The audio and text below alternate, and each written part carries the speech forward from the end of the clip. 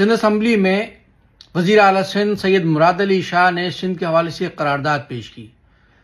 فرماتے ہیں کہ جی سندھ کی تقسیم کی کوئی بھی کوشش جو ہے وہ جمہوری اقدار کے منافی ہے، اور کراچی کو علیحدہ صوبہ بنانے کی کوئی بھی کوشش وہ آئین کے منافی ہے.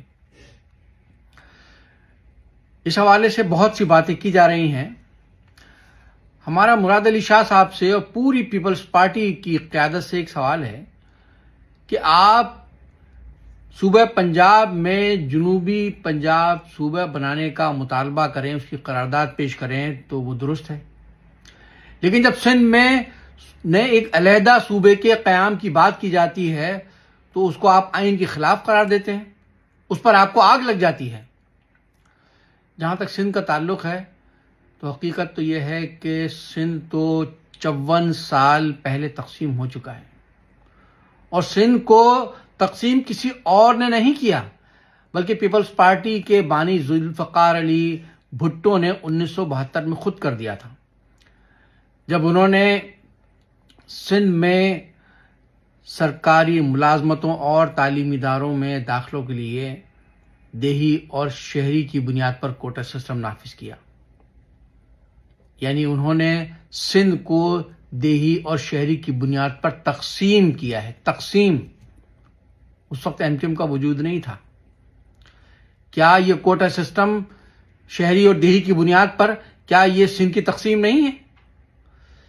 پیپلز پارٹی کی متعصبانہ پالیسیوں کے تحت آج سندھ کے سرکاری اداروں، صوبائی محکموں، بلدیاتی اداروں میں نہیں بلکہ جو کراچی میں جو فیکٹریاں ہیں، پرائیویٹ ادارے ہیں، ان میں مقامی نوجوانوں پر ملازمتوں کے دروازے بند کر دیے گئے ہیں، اور جو ہیں ان کو بھی نکالا جا رہا ہے.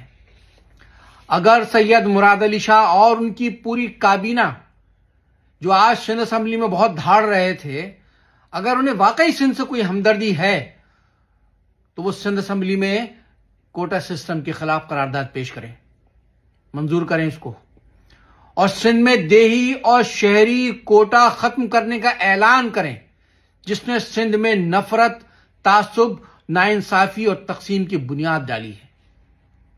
ایک اور بات کہ آج بات ہو رہی تھی گورنر سندھ کی یا سندھ اسمبلی میں اپوزیشن کے طرز عمل کی، لیکن وزیر اعلیٰ مراد علی شاہ، شرجیل میمن اور ان کی کابینہ کے دیگر جو ارکان ہیں وڈیرے، وہ ایم کیو ایم کے بانی قائد جناب الطاف حسین کو تنقید کا نشانہ بنا رہے ہیں.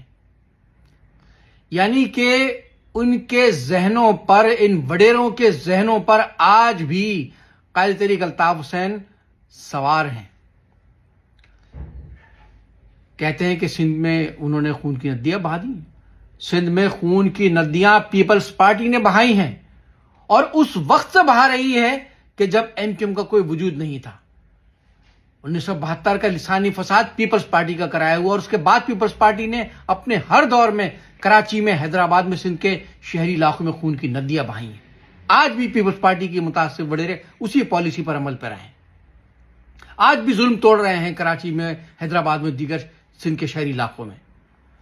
اور لوگ اپنے حقوق کی بات کرتے ہیں تو یہ پیپلز پارٹی کے یہ متعصب وڈیرے اس کو لسانی رنگ دے دیتے ہیں. پیپلز پارٹی نے 17 سال سے ان کی حکومت ہے بلا شرکت غیر مسلسل. انہوں نے صرف کراچی، حیدرآباد کو نہیں بلکہ پورے سندھ کو تباہ کر کے رکھ دیا ہے. یہ 60-70 سال سے یہ پیپلز پارٹی لاڑکانہ اور ڈیروں تک کی حالت کو نہیں بدل سکی. پورا سندھ انہوں نے تباہ کر کے رکھ دیا ہے. ان وڈیروں کو شرم آنی چاہیے اپنے طرز عمل پر، اپنی سوچ پر، اپنی پالیسیوں پر. لیکن اب یہ کچھ بھی کر لیں، صرف مہاجری نہیں بلکہ سندھی بولنے والے نوجوانی، پورے سندھ کے لوگ پیپلز پارٹی کا ظلم، اس کے کرپشن، ان کی ناانصافیوں اور متعصبانہ پالیسیوں کے خلاف اٹھ چکے ہیں. پیپلز پارٹی کا یہ ظلم، یہ تعصب، یہ متعصبانہ اس کے طرز عمل، اس کے دن تھوڑے ہیں. یہ سلسلہ اب زیادہ دیر چلنے والا نہیں ہے. پیپلز پارٹی کے وڈیروں، کان کھول کر سن لو اور اپنی پالیسیوں کو، اپنے طرز عمل کو، اپنی سوچ کو بدلو. بہت بہت شکریہ. خدا حافظ.